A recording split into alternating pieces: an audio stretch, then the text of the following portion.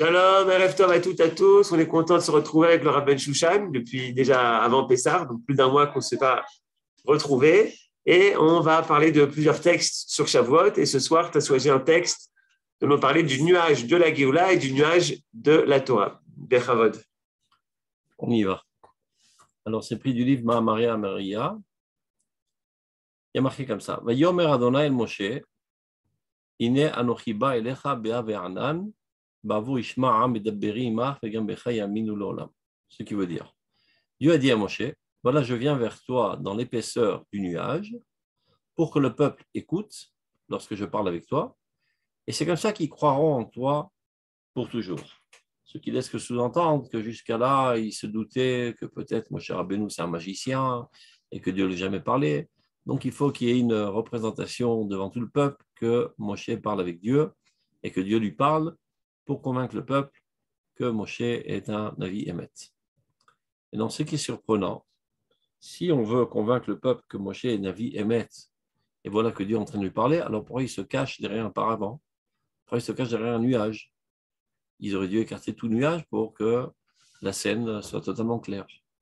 Donc c'est ça la question qui est sous-entendue dans ce passouk, à laquelle le Rav va répondre. C'est clair? On y va. Kol hayarot shebaolam. Tout éclaircissement qu'on voit dans ce monde, si on veut qu'ils soient effectifs et qu'ils arrivent à éclairer toute zone obscure, אנו צריכים לשים את כל המגמה שלנו, להסיר את המאפל החוצץ.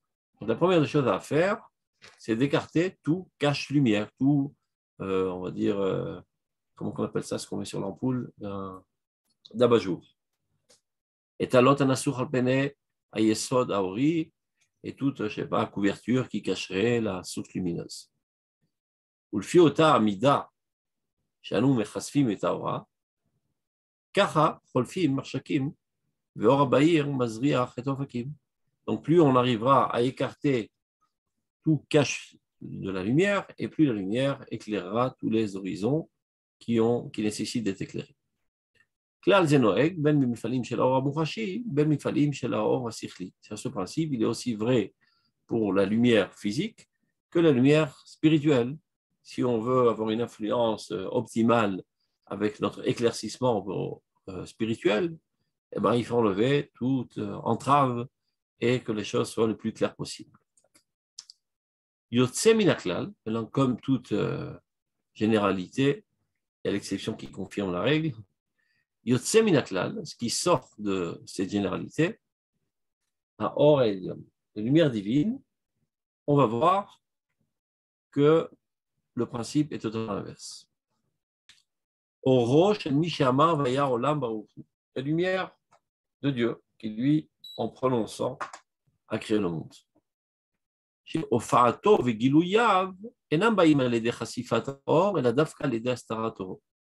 Donc il y a quelque chose d'assez surprenant concernant Dieu. Pour qu'on puisse percevoir au mieux la lumière divine, l'influence divine, eh ben, il est nécessaire d'Afka de la cacher un petit peu. Kishte sibot nimsaot baolam shen gormot la marshakim. Il y a deux facteurs dans le monde qui entraînent les ténèbres. Siba achat mitzadako hamazir. Parfois, c'est parce que la source lumineuse elle est assez faible, donc c'est la raison pour laquelle on est dans les ténèbres. Mais il y a un deuxième facteur. Siba shniya mitzad mekabel et haora. Ça dépend aussi du réceptacle, de celui qui reçoit la lumière. Il se peut que le problème soit chez lui, c'est pour ça qu'il ne perçoit pas la lumière. Donc, bechol haorot sheba olam, asiba ikarit lemtsiut hamarchakim, hachomrim varuchanim, i miut haora. Donc, tous les éclaircissements du monde, la cause essentielle du fait qu'il y a des ténèbres, qu'il y a de l'obscurité, c'est tout simplement que la source lumineuse, elle est faible. La mataor, ou bien elle est cachée, elle est réduite. Et donc, si on veut éclairer, tout simplement, il faut enlever le voile pour que la lumière soit le plus intense.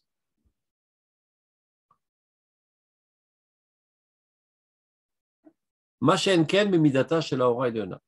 ce qui n'est pas de même concernant la lumière divine, Or Hashem, Baïr Lanu, Amarshakim Enoshim, Baïm Beyachas Lebchina Zu, Dafka Mipene She'eno Halasha Shel Adam, Sichlo Mugbal, והרופף איננו יכול להסתכל בזוהר הנורא של האורה האלוהית.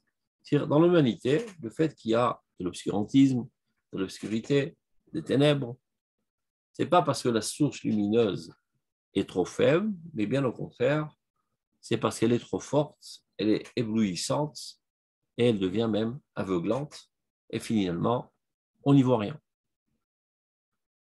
Je ne sais pas si vous avez déjà eu l'expérience d'essayer de fixer de votre regard le soleil, et bien après quelques secondes, on n'y voit plus rien, on est aveuglé, et même ce qu'on aurait pu voir après, on ne voit plus. Tu rentres à la maison, tu ne vois plus rien. Donc, par trop de lumière, finalement, tu ne vois plus rien. Donc, c'est très simple. Si tu veux avoir un profit d'une lumière d'intensité très très forte, ben, il faut mettre des lunettes de soleil. Et c'est comme ça que tu peux profiter de la lumière. Ben, c'est pareil concernant la lumière divine. Pour qu'elle puisse être influente dans le monde et que l'être humain puisse en tirer un profit quelconque, il faut d'Afka mettre des caches-lumières divines. Ou mipnekach, האנושות המטומטמת בורחת מפני השם כעטלף הבורח מאור השם. C'est ce qui fait que l'humanité entière, qui est débile, מטומטמת, il veut dire par là obstruée et qui ne lui permet pas d'accéder à la sagesse, eh ben, se sauve de Dieu de la même manière que la chauve-souris se sauve du soleil. Vous savez que les chauves-souris ne sortent pas dehors pendant la journée, mais seulement pendant la nuit, parce qu'ils ne peuvent pas supporter l'intensité de la lumière du soleil. Et ben, de même, l'humanité sent un malaise dans l'atmosphère divine. Elle se sent délégitimisée, elle se sent déstabilisée, etc. Donc tout ce qui a trait au divin, au saint, crée un malaise, elle s'en écarte et elle s'adonne à toutes sortes de bassesses sensuelles, etc., pourvu de ne pas être, on va dire, ennuyé par Dieu. והסיבה מביאה להאיר את האורה העליונה, אורות כל האורות כולן, עיקרה ושורשה היא רק הפעולה של העלמת האור. Et si on est intéressé à lui éclairer le monde à la lumière de Dieu, ben ce qu'il nous reste à faire, c'est de réduire, de minimiser, de cacher un petit peu la lumière divine pour que l'être humain puisse en profiter à sa mesure. Donc c'est ça le paradoxe. Quand tu la caches, quand tu la réduis, c'est comme ça que tu peux la dévoiler au mieux. Et c'est la raison pour laquelle, par exemple, les secrets de la Torah, on les cache. Ils sont dits de manière métaphorique, pour ne pas que n'importe qui puisse y avoir accès et en être ébloui et en perdre la tête et finalement sortir dans des comportements ignobles. Donc, ce qu'on fait Rachamim avec beaucoup de sagesse, la grande lumière la plus forte et la plus profonde de la Torah, elle a été camouflée par des métaphores qui, la plupart du temps, sont totalement incompréhensibles, mis à part les idiots qui pensent que ce qui est dit dans la métaphore, ça vient et que ça relate des faits réels, alors que tout ne sont que de manière associative, il faut comprendre ce qu'on a bien voulu nous faire transmettre comme message à travers cette métaphore. Maintenant, Midazu anemeret basaga, ce qu'on vient d'expliquer concernant l'intellect, la conception, Bakaravidia dans la connaissance, nemeret gamken beofaat aïd vadorut shel hakoach hapoel bamifalim. Il en est exactement de même concernant l'action divine dans le monde. Parfois, pour que l'action divine la plus forte puisse être effective, il y a un besoin de la camoufler. Donc plus il y a une force divine grande dans tout événement, cela nécessite un camouflage encore plus grand pour qu'on puisse vivre avec l'événement sans en être ébloui, effaré et même parfois neutralisé, tellement on est ébahis de la grandeur.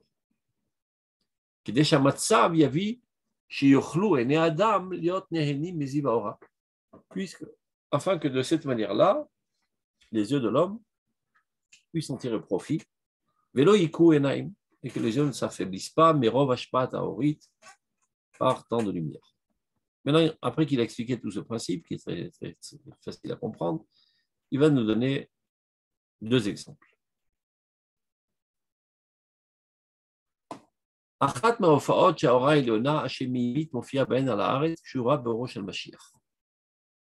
Un des phénomènes, on va voir où la lumière divine céleste apparaît dans ce monde, est liée très fortement avec la lumière messianique, qui est la lumière de la rédemption. Qu'est-ce que c'est ce concept de Orosh Mashiach? Les gens, de manière générale, ont entendu parler du Messie. Ils pensent que le Messie, c'est tout. Et c'est, on va dire, la finalité de tout. Mais il s'avère qu'il y a quelque chose de plus grand que le Messie, qui s'appelle Orosh Mashiach, la lumière messianique. De quoi s'agit-il? Au début de la création, il est dit Vayomer Hashem Yehi Or. Dieu a dit que la lumière soit. Passage d'après, Vayi Or. Et la lumière fut. C'est une redondance. On aurait dû écrire et il en fut ainsi. Donc Chazal disent a priori, il ne s'agit pas de la même lumière. Dieu a commencé à créer le monde avec une certaine lumière très, très intense. Il a vu que le monde ne peut pas supporter cette lumière. Donc, il a réduite et elle apparaîtra plus tard pour les tzadikim, c'est le peuple d'Israël, pour les tzadikim. Mais entre-temps, on ne sait pas qu'on passe de éteint à allumé. On intensifie petit à petit, graduellement, lentement, la lumière. Et petit à petit, elle va en s'agrandissant jusqu'à ce qu'elle sera éclatante. Ça veut dire que toute l'histoire humaine n'est pas un méli-mélo d'événements qui n'ont aucun rapport les uns avec les autres. Il y a une ligne de conduite bien déterminée par Dieu. Il y a un point d'origine et il y a un point de finalité qui est l'optimum, qui est la réussite parfaite. Mais pour arriver à cette finalité, il faut passer par énormément d'événements, énormément de courants de pensée, de révolutions, de guerres, de découvertes scientifiques, d'enseignements de Torah, et des milliers d'événements.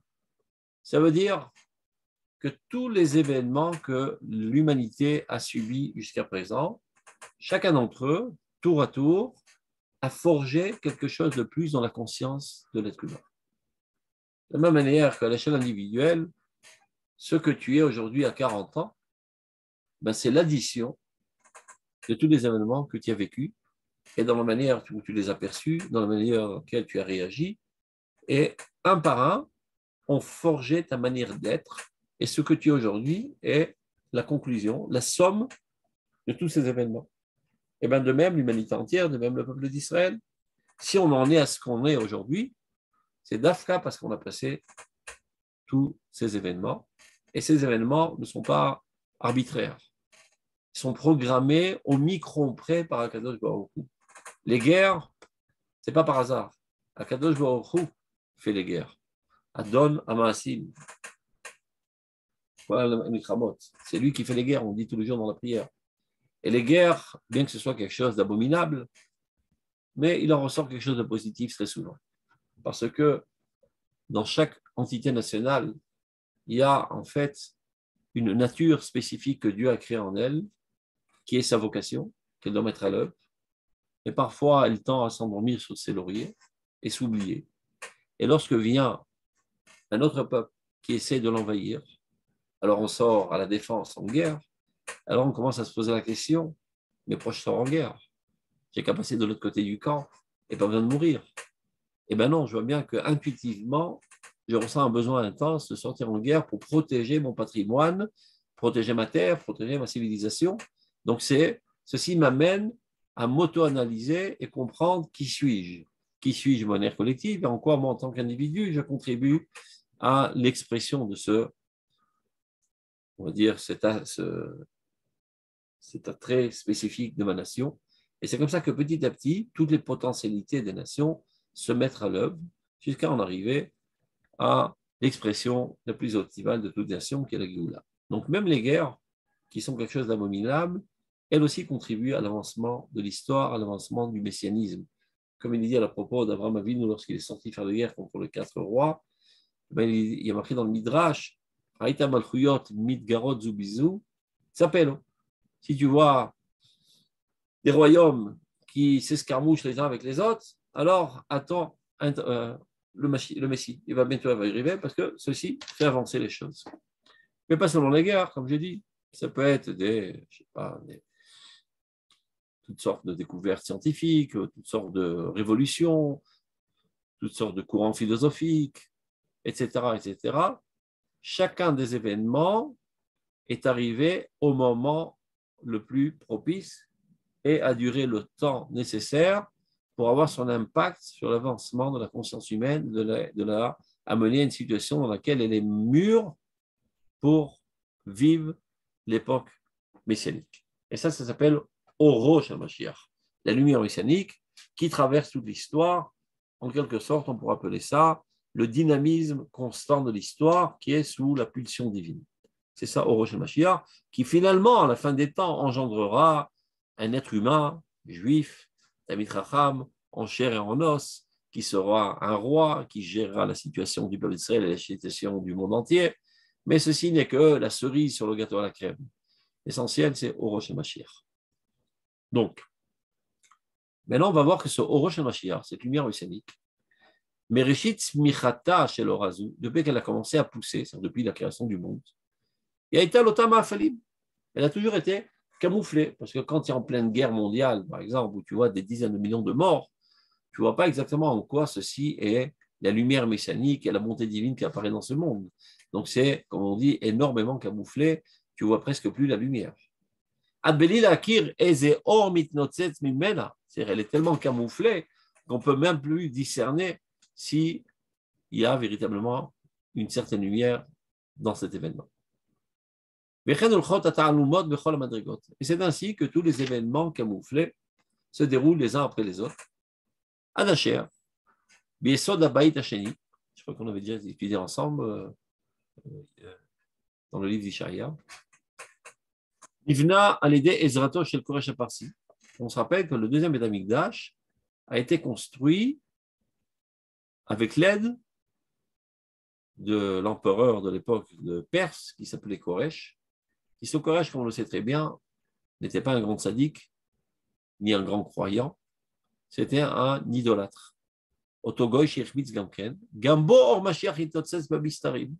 Mais bien que lui, dans sa conscience et dans son comportement, était quelqu'un de pourri, c'est quelqu'un d'idolâtre, malgré tout, la lumière messianique l'a incarné, elle l'a fait agir, elle l'a manipulé, elle a fait faire ce qu'il devait faire. Comme le témoigne le Passouk dans Ishaïaou, qui allo koamar Adonai le Mishicho le Koresh. Ainsi a dit Dieu à son Messie Koresh, alors que Koresh est un rachat. Ve'ekra lecha bishimcha echancha velo yida'atani, dit le Passouk. Je t'appelle par ton nom, je te mentionne et je te surnomme. Et toi, tu ne me connais pas du tout. Ezolcha velo yida'atani, je te sens, c'est-à-dire je te renforce, tu ne me connais pas. C'est-à-dire, lui, de son point de vue, Koresh, il se demande ce qui lui arrive, comment il a une réussite si brillante, mais il ne sait pas qu'en fait, il est manipulé par Dieu comme une marionnette pour faire avancer les choses et pour construire une constellation politique qui permet le retour du peuple d'Israël sur sa terre et la construction du Beth Amikdash. Donc, on voit là, encore une fois, la lumière divine messianique camouflée dans un événement qui paraît politique et même à la tête de qui se tient un sale type qui s'appelle Koresh. Donc ça, c'était à l'époque du Beit Sheni. Tout ça, c'est une préparation pour nous faire comprendre ce qui arrive aujourd'hui. Biyamenu ele, en ces jours-là, en shum safek, il n'y a aucun doute. Sheodapam orosh el Mashiach, encore une fois, la lumière messianique, or shel Geoula, la lumière de la rédemption, beprinat ta'aluma, qui apparaît de manière camouflée, mofia o mitnotzet lefanenu, est en train d'apparaître et de scintiller devant nous.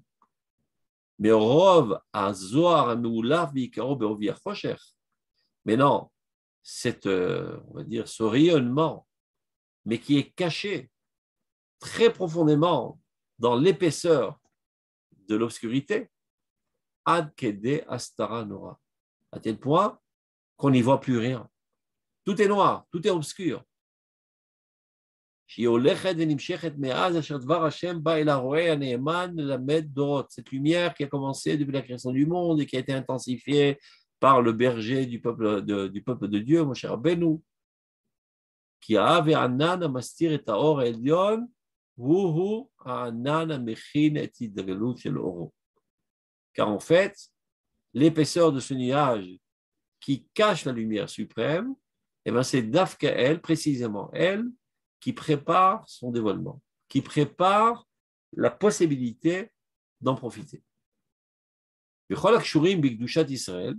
Donc tous ce qui sont liés à la sainteté d'Israël, avec Gdushata shel Torah, et la sainteté de la Torah, qui cette Torah pour l'éternité sera toujours pour nous la source de notre Géoula, à Torah à Goélet, c'est la Torah qui nous délivre. Parce que la délivrance, ce n'est pas seulement une transplantation ou bien un passage géographique de la France à Israël, c'est une mutation psychique, c'est un changement de comportement, un changement de conception. Et ces changements de conception, on les effectue en étudiant la Torah, en intégrant les idéaux de la Torah, et c'est comme ça qu'on subit une métamorphose, et c'est ça qui nous amène à la Géoula. Yavinu v'yid'u ki me'ave anan amastir et haor eloki. Donc il comprendra finalement, rétroactivement peut-être, mais il comprendra un jour que Dafka, précisément, l'épaisseur du nuage qui cache la lumière divine, à partir de là, Tetse ora shertofia l'aneshama kulam. C'est comme ça que sortira la lumière qui viendra finalement éclairer toutes les âmes. Al-Kol Israël ou même Al-Kol Amim, qui commencera d'abord et avant tout par éclairer le peuple d'Israël, et le peuple d'Israël étant le cœur de l'organisme universel, ça amènera l'humanité entière à la connaissance de Dieu. Et c'est pour ça que Dieu a dit à Moshe Rabbeinu, lorsque je viens vers toi pour t'éclairer et par toi-même éclairer l'humanité, le peuple d'Israël, l'humanité entière, cela nécessite que je vienne cacher dans un nuage pour que la lumière soit à la mesure de la capacité de la percevoir par les êtres humains. Mistarim, j'arrive dans des cachettes. במעשים אשר מבין הקרואים לעמוד בראשם ולעשותם ישנם כאלה שאינם יודעים כלל את ערכם ואת מהותם. Ça veut dire, ceci se fait par toutes sortes d'événements et de comportements et d'actions qui, même ceux qui les font, ces actions, qui se tiennent à la tête de ce processus, sont totalement inconscients, ceux qui sont eux-mêmes en train de faire avancer. Pour eux, tous les jours, il y a des besoins qui les amènent à faire ceci, à faire cela. Alors, on nous attaque, alors on riposte. Il faut vivre. Alors, donc, les vicissitudes de la vie les amènent à se comporter d'une manière ou d'une autre. Mais tout cela est dirigé par Dieu pour amener finalement à l'objectif. Donc, très souvent, même ceux qui se tiennent à la tête de ce processus de Géoula ne sont pas conscients de la grandeur de l'événement. Ils sont totalement inconscients de leur rôle de l'avancement de la providence divine. Alors, à propos d'eux, on peut dire exactement ce qui a été dit à propos de Koresh. Donc, ils sont interpellés par leur nom, c'est-à-dire c'est Dieu qui les interpelle, c'est Dieu qui les fait agir. Ils ne savent même pas qui les interpelle. Comment est-il Koresh? De la même manière que c'était à l'époque de Koresh, cet étranger. Mitkaem Gambahem, alors à propos d'eux aussi, c'est en train de se réaliser. Je te nomme et je te sens, c'est-à-dire je te fais réussir, mais toi tu ne me connais pas. Et tout le processus de la résurrection de notre peuple est marqué dans le Zohar, se fait dans un langage humain et non pas dans un langage divin. Le nom de Dieu ne se trouve pas sur les lèvres de ceux qui agissent. Pour eux, c'est un processus totalement humain d'essayer de survivre dans des conditions très dures. On veut nous exterminer, donc il faut bien qu'on se trouve une partie de terrain dans lequel on peut se construire un logis sécuritaire. C'est ça ce qui les met en mouvance pour faire ce qu'ils sont en train de faire. Évidemment, tout ce que je suis en train de dire, c'est au niveau de la conscience. Nous, lorsqu'on étudie au Roth, on sait très bien que ce qui se trouve à la source de tout, c'est la Neshama, qui, elle, sait parfaitement ce qui est en train de se passer, et c'est elle qui, en fait, tient le contrôle de l'histoire. Mais les acteurs de cette histoire sioniste sont totalement inconscients de la grandeur de l'événement, et ils ont tendance toujours à rapetisser l'événement à la mesure de leur petite comprenette. Et c'est ce qui s'appelle Isurech de Malkameshicha, les souffrances d'étranglement du roi Messie. Aval. Donc c'est vrai que c'est assez douloureux lorsqu'on vit cette époque où tout est rapetissé, tout est étouffé, etc. Mais il faut savoir que c'est le stratagème divin et que sans cela, on n'aurait jamais réussi. On peut comprendre pourquoi. Je vais vous donner un exemple. Si on dit à quelqu'un, par exemple, regarde, monsieur Jacob, on t'observe depuis bien longtemps, on a remarqué que tu es quelqu'un de très intelligent et de très fort, etc. Donc, on te donne une mission très, très importante. Si tu l'as réussi, cette mission, tu sauves l'humanité entière. Et si tu la rates, le globe terrestre entier explose. Vas-y, va au boulot. Mais il tremblote. Il ne pourra rien faire. Il a tellement peur d'échouer à la hauteur d'événements grandioses et du rôle universel qu'on lui a donné qu'il ne peut pas agir. Il est immobilisé. Donc, la stratégie est de ne pas lui faire savoir l'importance de son rôle.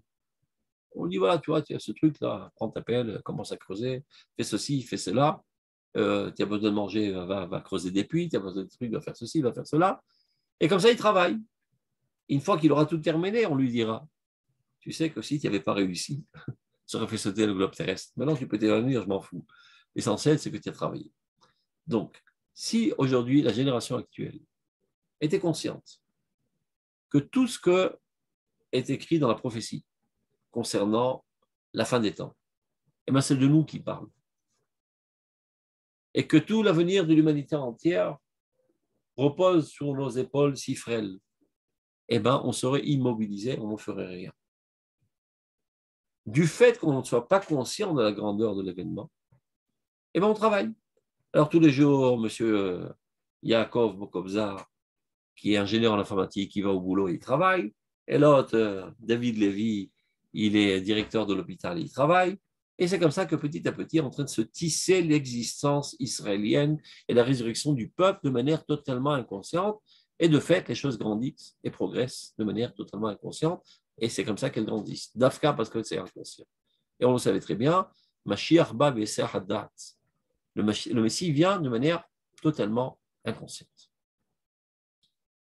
Mais en fin de compte, à Sof Shalasta, la fin de ce camouflage, qui est Aofa'a Yoter Adira Vetanitzrik, ça donnera un dévoilement de Dieu le plus grandiose et le plus éternel.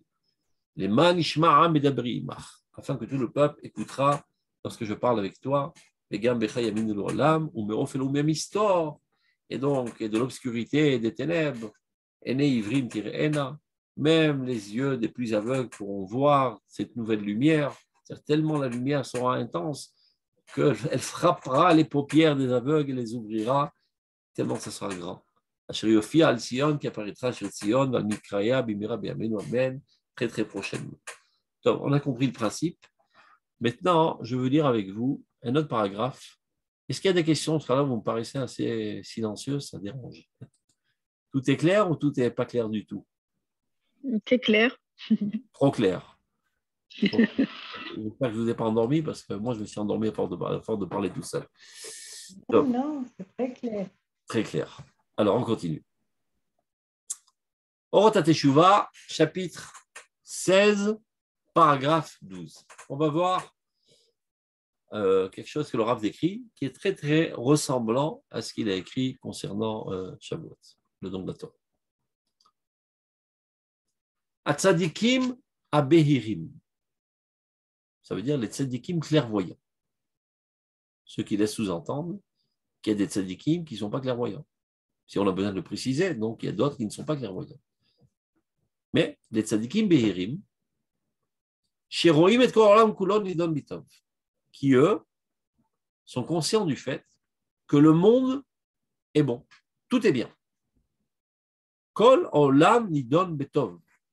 Tout est fondé sur le bien, tout provient du bien et tout amène au bien. C'est-à-dire, eux, ils sont capables de voir l'existence telle qu'elle est, de manière absolue, et pas telle qu'on le perçoit de manière subjective.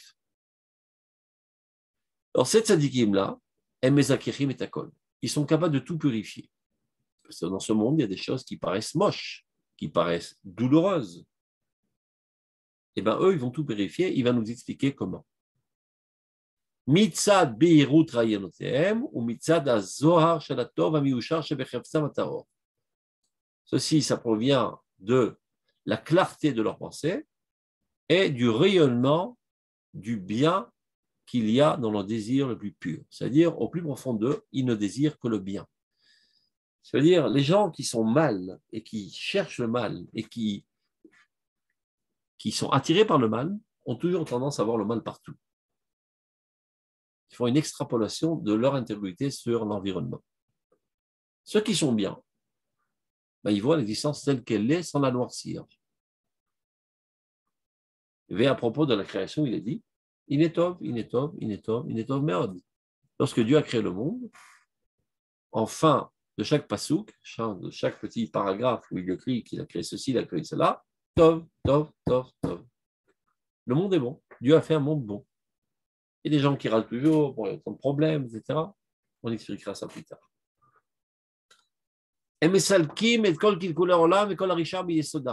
Ces tzadikim sont capables d'écarter toute la cruauté, toute la méchanceté, toutes les choses esquintées et abîmées de ce monde, à la base même. Et maintenant, comment ils le font?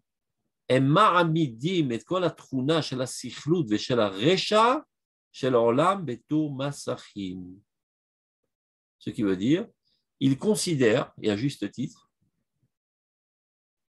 toute la méchanceté, toute la crapulerie, toute la bêtise, toute la cruauté de ce monde comme des écrans. Qui ne sont là que pour améliorer le rayonnement de la lumière.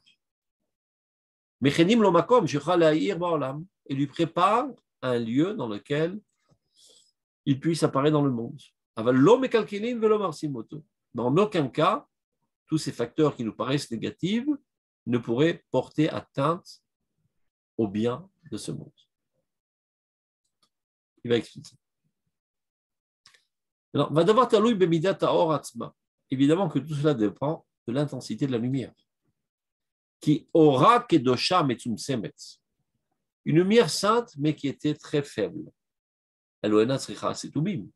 Pas besoin de la cacher. Si par exemple tu es dans une pièce dans laquelle il y a une petite ampoule de 5 volts, tu ne vas pas t'amuser à mettre un abat-jour. Parce que déjà avec ces 5 volts, tu n'y vois rien. Et si tu rajoutes un abat-jour, tu les verras encore moins. Donc si la lumière originale, la source originale de la lumière, elle est faible, pas besoin qu'il y ait d'écran. Pour avoir profit de son rayonnement. Donc, à propos de cette lumière faible, Kol Gasout, toute grossièreté, Kol Netiot Chomriot, toute tendance matérialiste, et Kal Vachomer Kol Risha avec Xilut, la plus forte raison, toute cruauté, méchanceté et idiotie.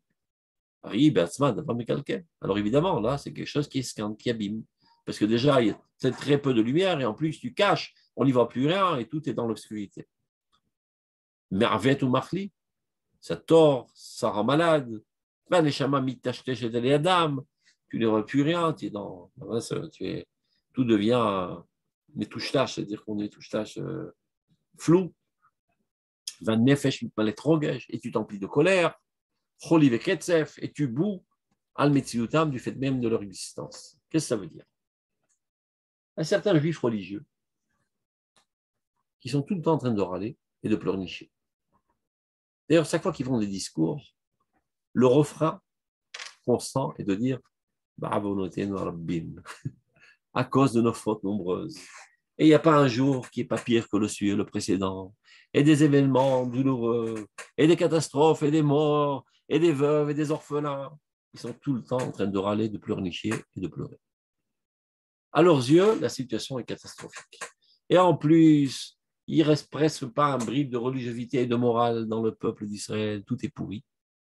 Il y a tellement peu d'endroits où on étudie la Torah, des bâtiments midrash, des synagogues. Et en plus, viennent tous ces salauds, et ils vendent du porc, ils veulent faire des transports en commun pour le Shabbat, ils veulent légitimiser les homosexuels et les lesbiennes, etc., etc. Alors là, ils s'arrachent les cheveux et ils sont au bord du suicide. Parce qu'à leurs yeux, ils ont l'impression que déjà la lumière originelle, la source lumineuse, elle est très, très, très faible.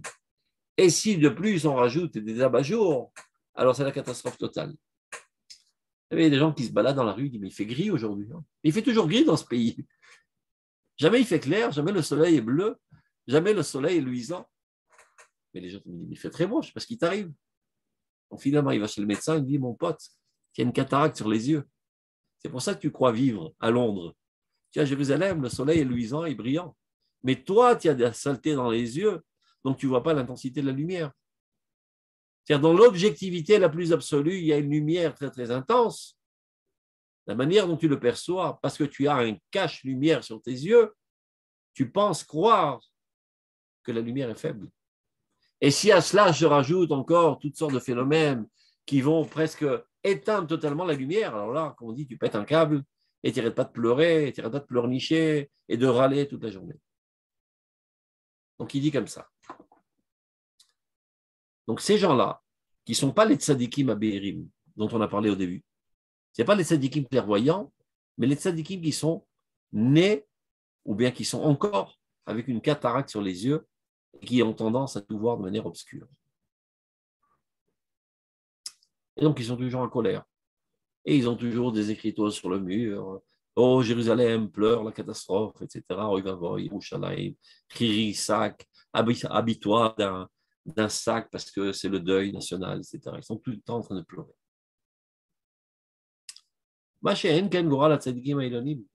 Ceci n'est pas le sort des grands tzadikim. Mais comment ils sont devenus grands tzadikim? Ils ne sont pas les grands tzadikim. Tout simplement parce qu'ils se sont adonnés à l'étude de la Skala Elohit Abeira, les profondeurs de la Torah, qui nous amènent à avoir un regard pénétrant et ne pas être influencé par les apparences extérieures. Et d'avoir un regard qui voit l'âme, et pas seulement le corps, qui voit l'intériorité, qui voit la main de Dieu qui œuvre à travers et derrière les coulisses de l'histoire.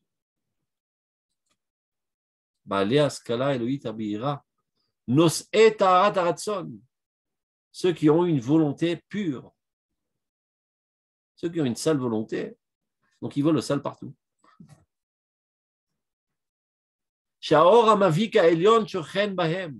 Chez qui la lumière la plus rayonnante et la plus suprême réside en eux.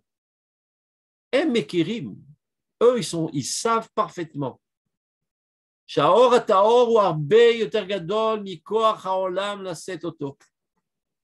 que la lumière divine qui se trouve actuellement dans le peuple d'Israël, en Eretz Israël, est bien au-delà de la capacité du monde de le supporter. Elle risquerait de faire sauter le monde tellement il y a de lumière. Vous savez que quand les anges sont venus rendre visite à Avraham Avinu, ils ont été obligés de mettre un uniforme et de s'habiller en homme. Car s'ils avaient apparu tels qu'ils sont, leur lumière aurait brûlé tout le monde.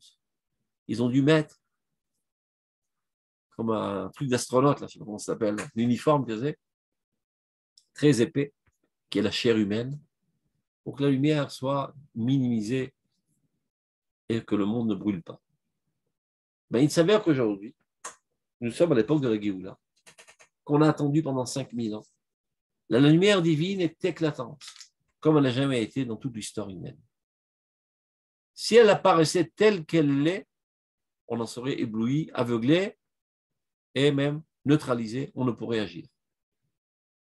Donc ces tzadikim, eux, ils voient la lumière telle qu'elle l'est, parce qu'eux n'ont pas de cataracte sur les yeux.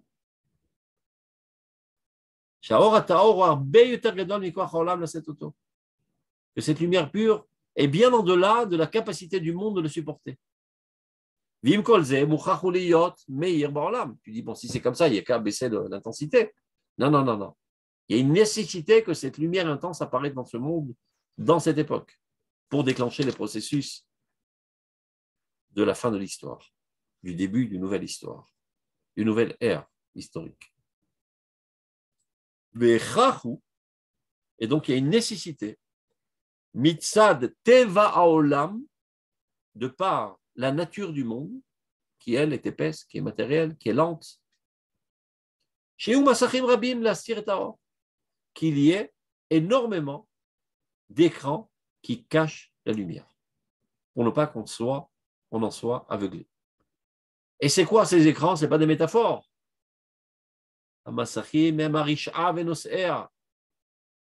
C'est la cruauté, la méchanceté, l'idiotie, la bêtise et ses supporters.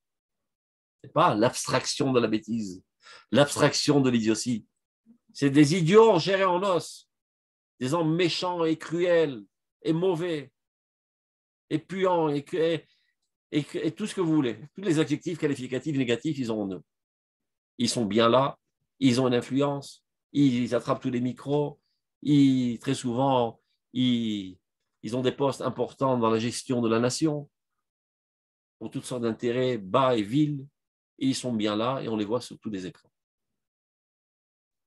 Le Rav, mais Oui. ils sont nécessaires. Hein? Mais ils sont nécessaires. Ils sont nécessaires, évidemment. C'est ce qu'on va expliquer. Venimsa shekol ele gamken michlal tikun sidro shel olam. Tu vois, le Rav Kook a répété ce que tu viens de dire. Probablement qu'il savait ce que tu allais dire. Donc, il en résulte de cela, qu'eux aussi contribuent à la réparation de l'ordre du monde. Car s'ils n'étaient pas là, on serait ébloui de la grandeur de l'événement et on ne ferait rien. Qu'est-ce que fait Dieu? Il fait en sorte que notre énergie mentale est captée par toutes sortes de soucis qui nous enquiquinent tous les jours. Alors aujourd'hui, il y a mon fils qui a cassé le carreau de la voisine, il faut maintenant aller la calmer et lui payer son carreau, et il y a mon pneu qui a explosé, et le truc d'électricité qui a fondu, et je n'ai pas de quoi terminer le mois, et il y a des imbéciles au gouvernement qui font ceci, et il y a le défilé des homosexuels, toutes sortes de choses qui m'enquiquinent pour que 99% de mon énergie mentale soit diffusée dans tous ces domaines et qu'il me reste seulement 1% d'énergie mentale de penser à l'époque grandiose que je suis en train de vivre. C'est la dose maximale que je puisse avaler sans qu'elle me porte préjudice et qu'elle me laisse travailler.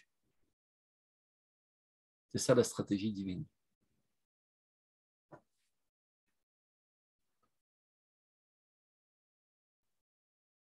Donc, il en résulte chez Kolele Gamken, Michlal, Tikkun Sidro Shelola même, que tous ces personnages extraordinaires qu'on aime beaucoup et qui nous exaspèrent tous les jours, eh ben, eux aussi contribuent à l'avancement du monde. Malgré eux, ils ne font pas ça les Shem Shamaim, ils font ça tout simplement parce qu'ils sont sales et vils et méchants. Mais ils ne se rendent pas compte que Dieu se sert d'eux pour être des caches-lumières. Mais la reine. Alors, si c'est comme ça, ces grands tzadikim clairvoyants, ben, ils vivent dans le meilleur des mondes. C'est candide, tout est pour le mieux dans le meilleur des mondes. Il y a une lumière très très forte, et bon, au Hachem, il y a assez de volontaires qui veulent être des caches-lumières, et c'est parfait. Donc, ils n'ont aucune souffrance, ces tzadikim. Ils ont une souffrance. C'est quoi leur souffrance?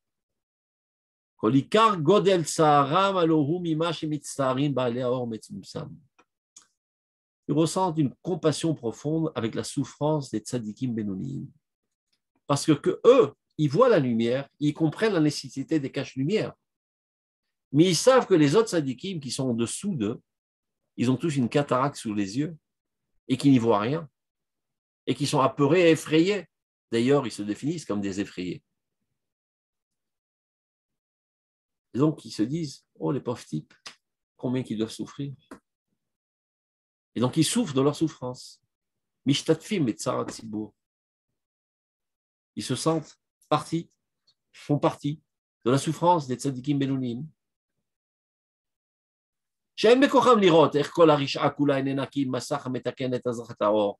Ces tzadikim bénounim n'ont pas la force de comprendre comment tous ces événements insupportables sont là pour réparer le rayonnement de la lumière.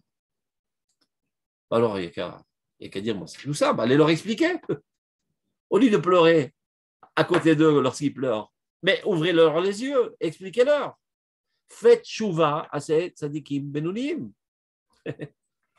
Très bonne idée, mais ça ne marche pas. Parce que lorsque tu viens enseigner la Torah à quelqu'un qui est vide et qui sait qu'il est vide, ce qu'on appelle aujourd'hui un chiloni, il sait bien qu'il ne détient pas la Torah. Et si, disons, il a une certaine ouverture d'esprit, il est prêt à t'écouter, bon, il sait bien qu'il y a des nouvelles données qu'il ne connaît pas. Mais ce tzaddik Benouni, lui, il a d'autres données dans la tête. Il est persuadé que c'est la vérité absolue. Donc, effacer toute sa manière de voir, sa manière d'être, pour adhérer à une vérité plus grande, ça nécessite une modestie extraordinaire, miraculeuse, de s'effacer totalement et de dire « me suis gouré toute ma vie ». Donc, ce n'est pas réalisable. Alors, qui pourra leur ouvrir les yeux? Dit le Zohar HaKadosh. Ati Mashiach le'atava le'tzadikaya betiufta. Viendra le Messie pour faire tchouva aux tzadikim. Quels tzadikim? Les tzadikim bénonim. Les tzadikim qui ont une cataracte devant les yeux. Il n'y a que le Mashiach qui pourra les convaincre. Et alors, quand ils feront tchouva?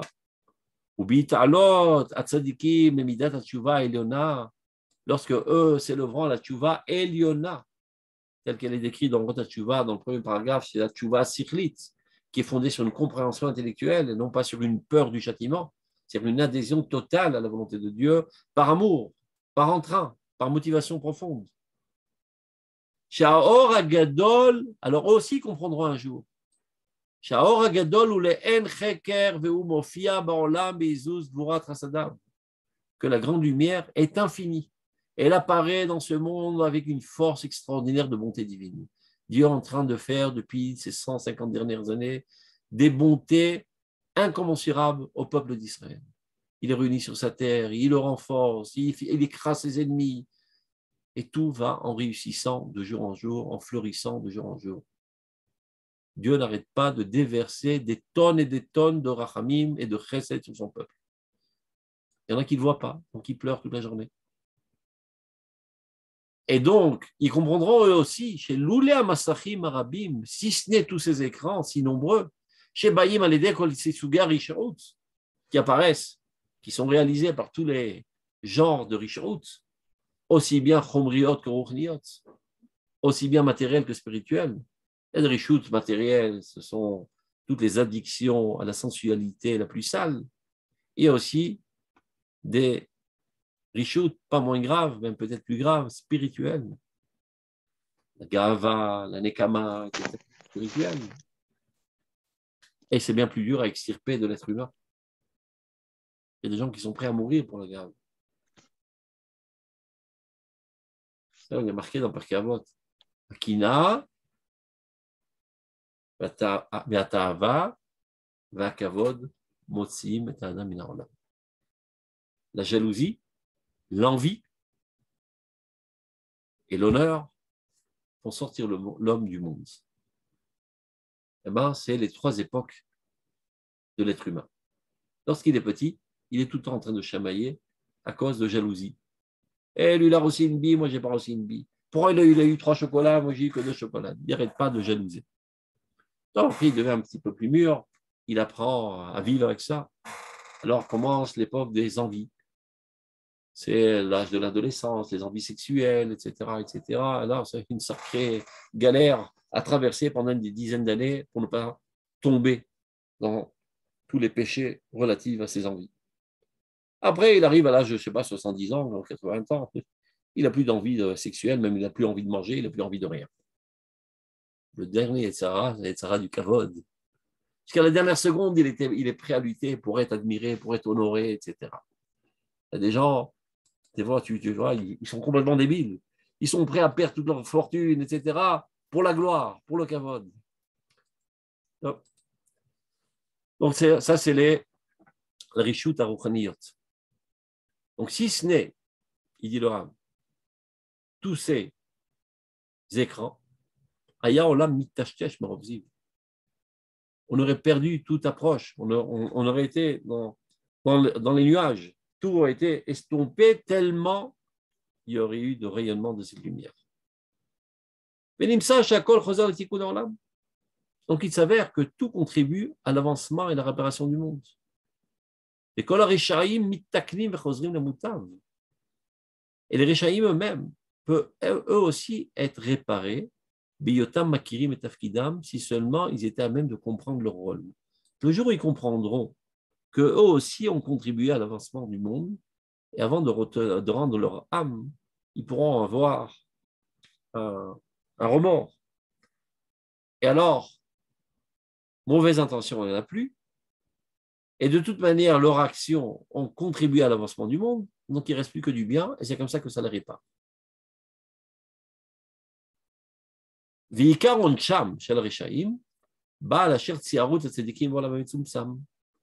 non. Pourquoi essentiellement ils seront punis, les Réchaïm, si finalement ils ont fait du bien, en quelque sorte.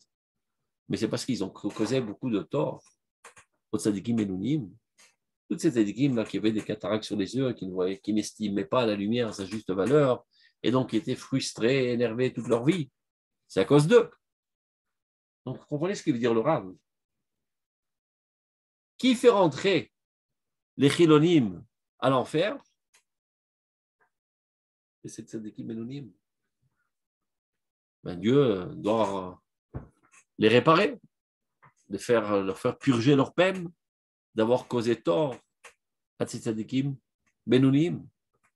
Ça veut dire que si ces tzadikim Benounim s'étaient pris en main en étudiant la Emouna, en étudiant l'intériorité de la Torah, et qu'ils avaient compris que tous ces phénomènes, tous ces événements négatifs, en fait, n'étaient pas négatifs et ne portaient pas atteinte à la finalité de l'histoire, mais au contraire contribuaient à l'avancement de l'histoire, eh bien, ils n'auraient pas été attristés. Et s'ils n'avaient pas été attristés, donc ces Réchaïm n'auraient pas dû rentrer au Guéhinom.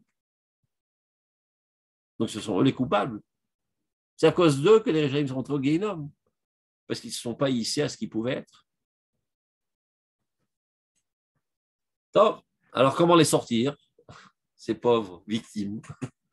Quoi que ce soit des salauds, c'est-à-dire, on ne vient pas légaliser et légitimiser toutes les crapuleries qui ont été faites, évidemment. C'est-à-dire, eux, ils seront punis d'avoir voulu faire le mal. Le fait que Dieu s'en est servi pour faire avancer le bien, ça, c'est une autre paire de manches. Les grands tzadikim qui se trouvent, eux, dans les zones les plus larges, c'est-à-dire sans aucune vision étroite et obscure, eux, ils font sortir le Réchaïm de tous les endroits les plus étroits, c'est-à-dire tous les endroits d'oppression, c'est-à-dire de Guéhinom et de toute leur souffrance. En expliquant quel est leur rôle, en les mettant aussi comme point important dans l'image totale de l'avancement de l'histoire. Et finalement, tout s'emplira de puissance et d'allégresse. Et comme on le dit dans le verset, même ceux qui passent dans la vallée des pleurs, finalement seront abreuvés de la source. Gam, Berachot et Atemoré, et seront aussi influencés de la bénédiction divine. Ils avanceront, ils verront Dieu dans Sion. Juste pour conclure avec une petite anecdote qui est en rapport avec cela, il y a un certain Rav qui s'appelait le Rav Zevin. Un beau jour vient sur le Rav Silouda, le fils de Rav Kook. Il lui dit, j'ai fait un rêve étrange. Et c'est quoi ce rêve, monsieur Rav Zevin? Ben voilà, j'ai rêvé que ton père, Rav Kook, après 120 ans, il monte au ciel, au tribunal céleste. Alors, dès qu'il commence à mettre le pied sur le seuil du Gan Eden, énormément de personnes commencent à hurler, viens chez nous, viens chez nous, viens chez nous. Les plus grands poskim d'Israël disent, tu viens dans notre camp. Hein. Les grands rébim de la Chassidoute, ils disent, non, tu viens dans notre camp. Et les Mekoubalim, tu viens dans notre camp. Et tous les millions de courants du peuple d'Israël, tous ils disent, tu viens dans notre camp, parce que lui, il avait en lui tous ses atouts et toutes ses capacités, donc tout le monde le veut. Et même les travailleurs qui ont construit Eretz Israël, Il dit, ah non, non, il vient chez nous, il est sioniste comme nous. Alors Dieu est embarrassé, il ne sait pas quoi faire. Dans quelle chambre je vais te faire rentrer? Alors, monsieur le Rav Kook, qu'est-ce que vous en dites? Parce que moi, je ne sais pas comment trancher. Il dit, moi, je ne rentre pas, Michel. Comment ça, tu ne rentres pas? Tout le monde t'attend et tu ne rentres pas? Non, non, je ne rentre pas. Ou je rentre avec mes potes, ou je ne rentre pas du tout. Et c'est qui tes potes? Ceux qui sont dans l'enfer. Ou je les amène avec moi, ou je ne rentre pas du tout au Gan Eden. Oh, Dieu est embarrassé. On ne va pas laisser le Rav Kook dehors quand même. Alors il descend en enfer, il les prend tous dans les bras, il fait rentrer avec lui au Gan Eden. Vraiment un rêve très étrange, c'est pas surréaliste. Il dit le Rav Seuda, ben t'as raison. C'est exactement ce qui a marqué dans cette piste.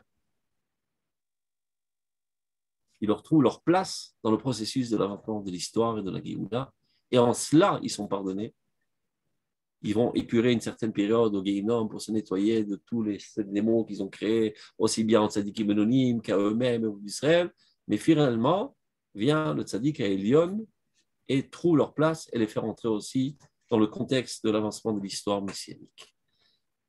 Portez-vous bien. À la semaine prochaine. Shabbat Shalom. Kol Tov. Merci beaucoup. Merci beaucoup.